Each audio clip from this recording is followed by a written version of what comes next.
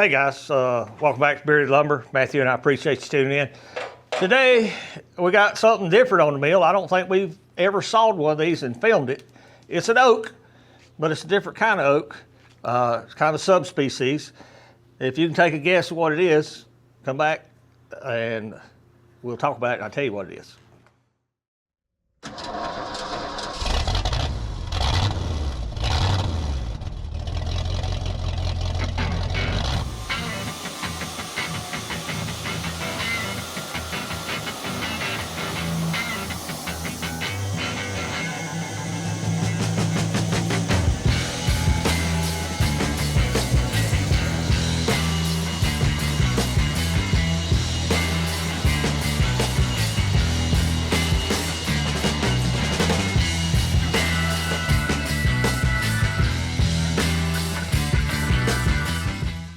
Okay guys, welcome back. We're excited to show you a different kind of oak that grows here in Western North Carolina.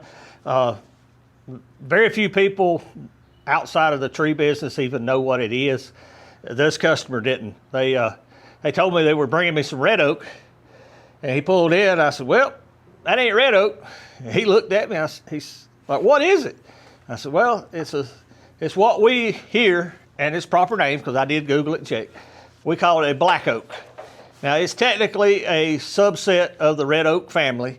Very similar bark, very similar wood, texture, grain, everything, but it is a different species.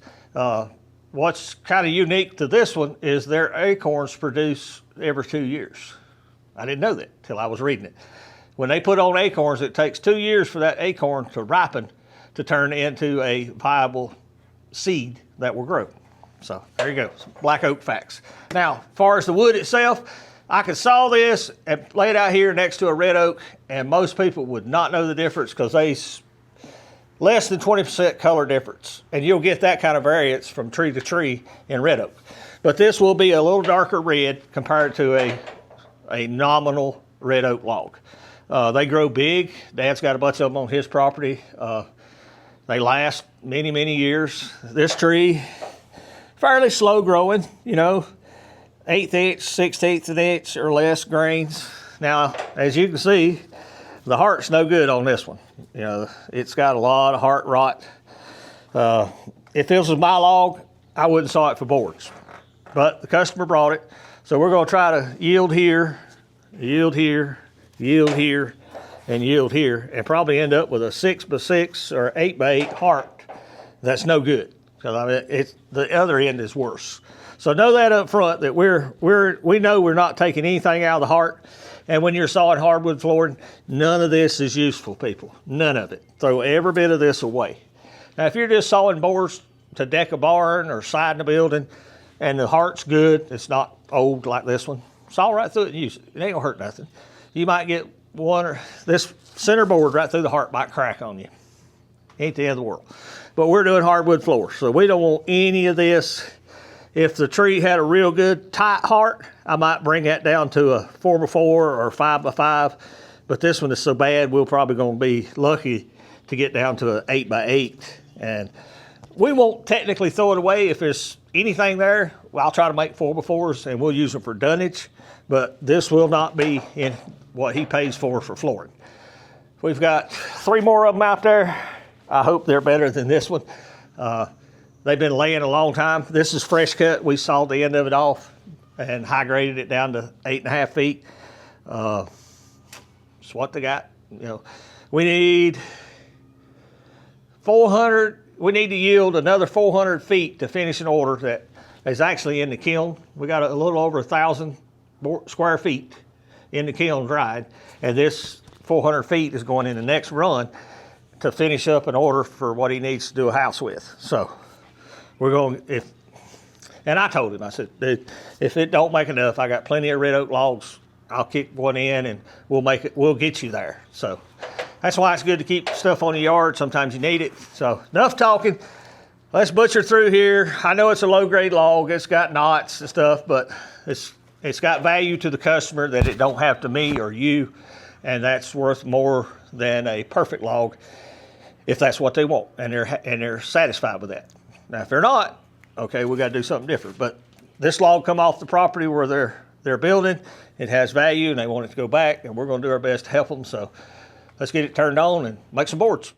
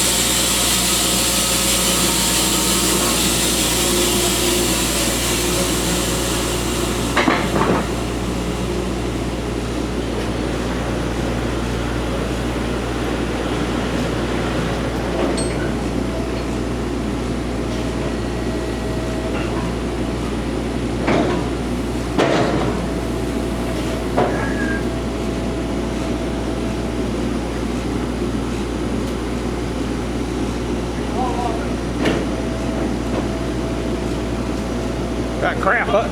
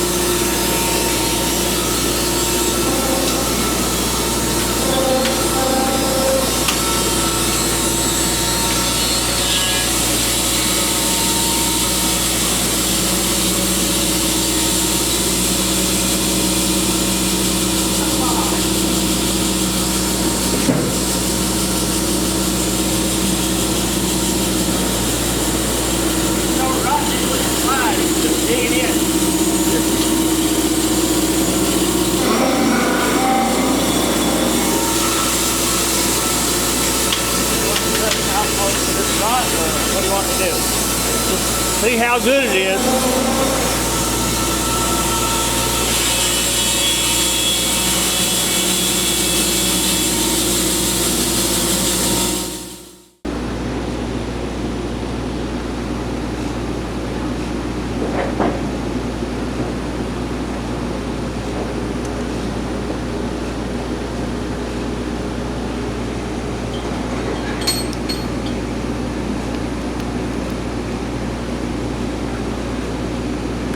Let's try it now, the right thickness.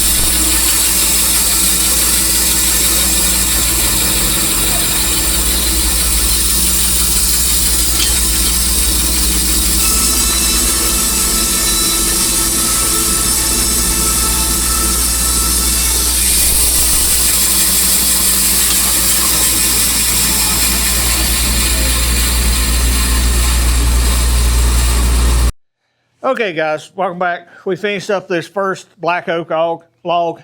It's actually better than I thought it might be. Now, once we got to the heart, it was pretty bad. But these boards, they have a lot of character. That's a nice way of saying it. We got 1, 2, 3, 4, 5, 6. There's about 9 flitches over there that'll make 5, 7s, or 9s. We didn't talk about that.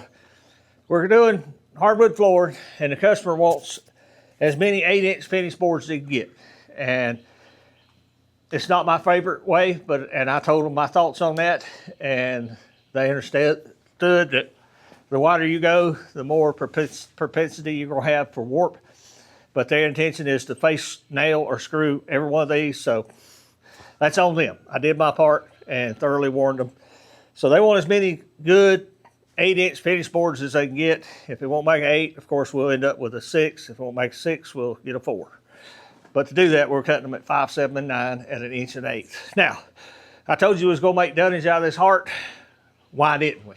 Well, in the cutting process, Matthew said he's seen termite and signs of termites, and it's pretty nasty. I mean, this is nasty, people. That's just rot gone bad.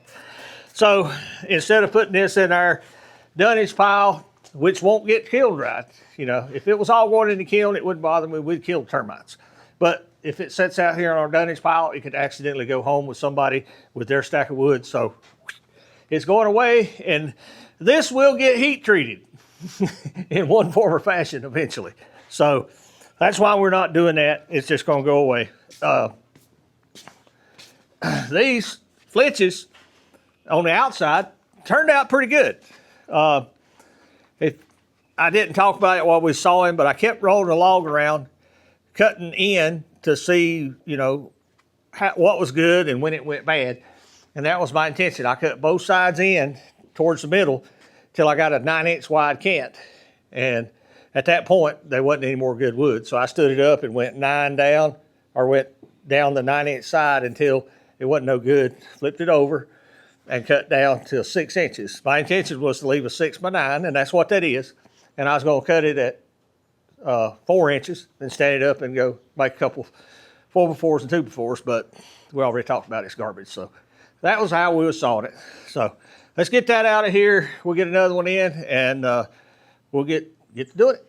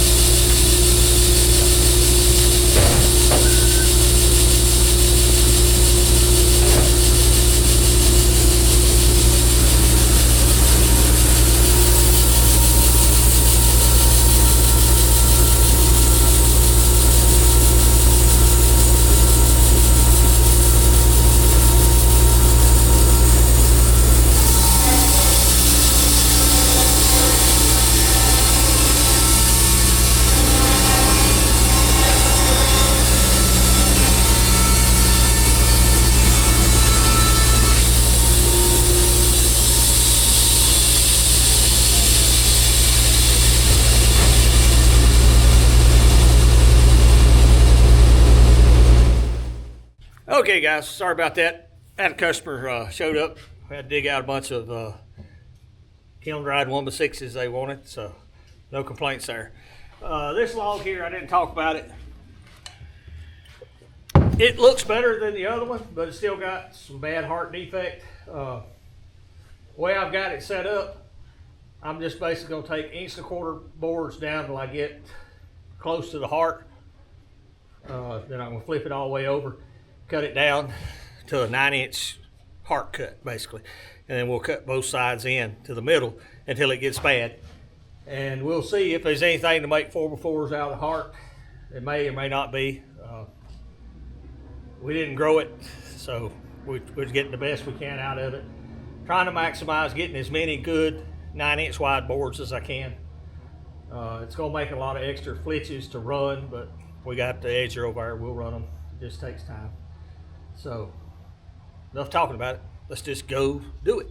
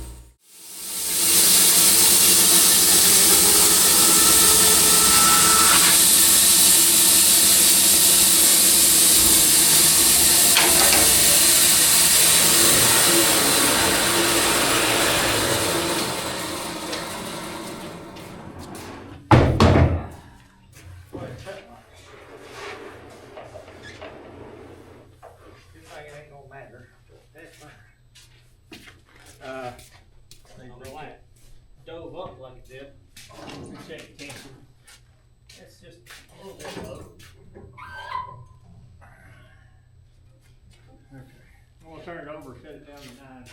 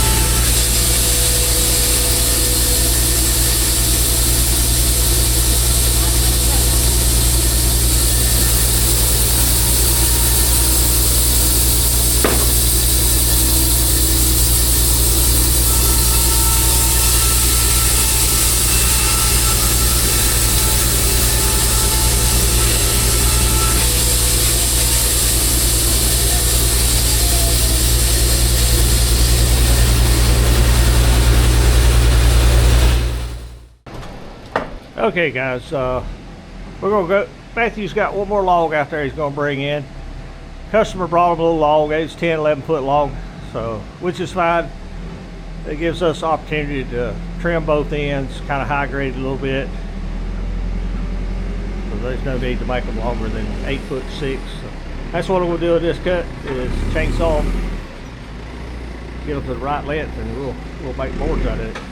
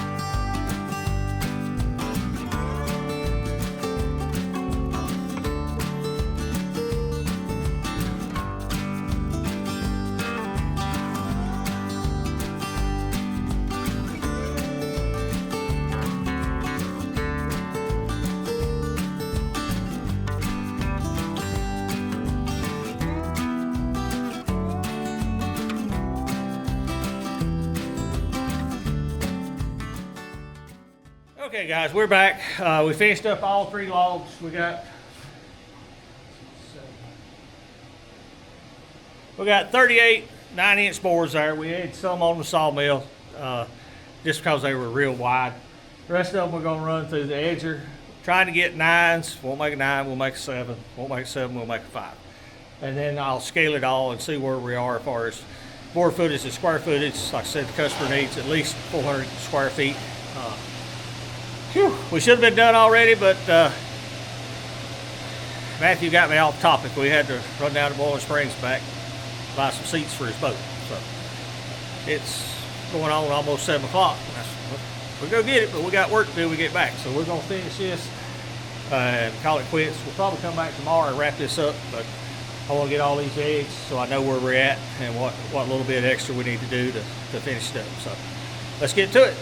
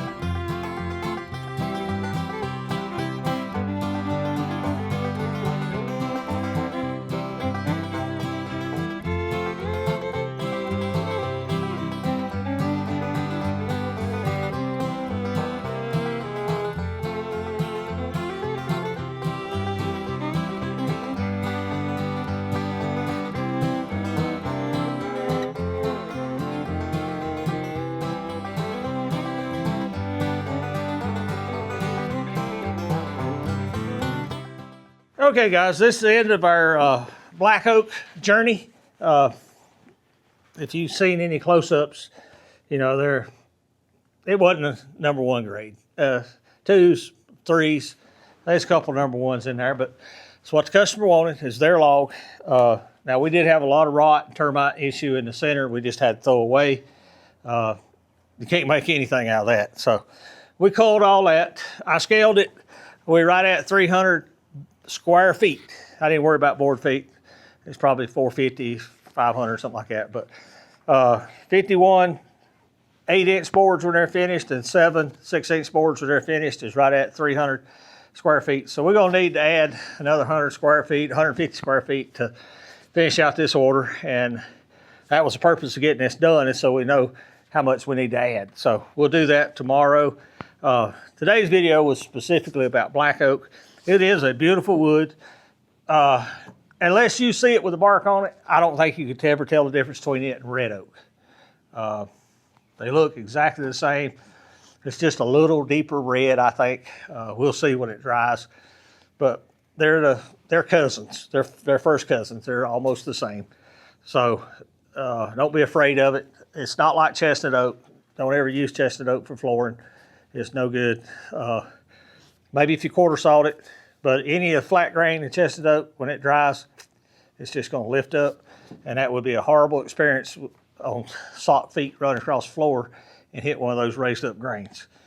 So that's gonna do it. You got any questions on sawing black oak, you can Google it. It's very common in this southeast. Most people, I can tell the difference by the bark. Bark has a different color. So more of a brown or more of a blackish color to it. And the leaf is just a little bit different. But it's very good wood, very acceptable. Just don't leave it laying quite as long as this. This is laid too long. Bugs, termites had already got in it. So it wouldn't have lasted much longer, and it had just been rolled off the wood somewhere and forget about it. But like I say, you got any questions, drop them in the comment section. I'll do my best to answer them. We enjoy it. I enjoy sawing oak.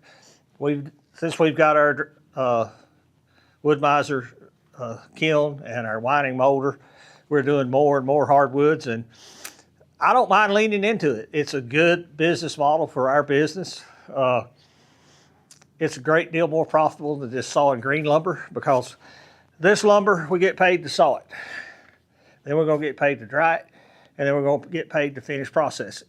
So this wood's going to stay here for 2 or 3 months till we can get it through the process and hand it back to the customer as a finished product to use in their home.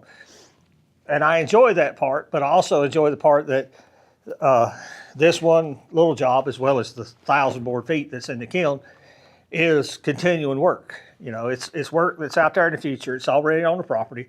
It just takes time to get to it. And that helps with our business model. And you'll figure that out along the way yourself. So that's going to do it for today, guys. As always, we greatly appreciate you watching. Big shout out to Matthew and Solomon doing our videos. Don't forget about Solomon's channel, Third Beard Fishing. Give them a shout out if you get a chance.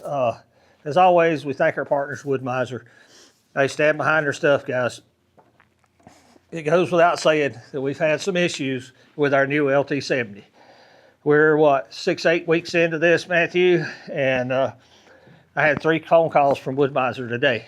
And we got, I know some of you commented in our video, you've seen the head wiggling. And I fixed this way. We still had some this way. And just absolutely, I could have done it, but I was, you know, up to here. And I talked to their customer service guy, and then he had Logan call me, and we talked about it. And he suggested one thing that we didn't know was on there. Tore into it and found it. There's a little adjustment that wasn't right, and we adjusted it, and that took most of that tower wobble out of it. So I'm happy, but like I say, they're standing behind their stuff. They've been helping us any questions we got, and that's all you can ask people.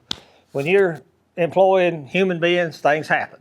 Things fall through the cracks. Just don't get upset about it.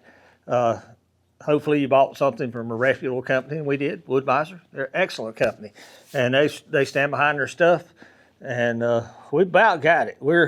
It's been a long road, but we about got it nailed down where we're happier with it. It's been a challenge, but guys, we appreciate each and every one of you watching. If you're interested in the hat, don't forget beardedlumbernc.com. That's going to do it for today. As always, appreciate you watching, and we'll see you back at the mill.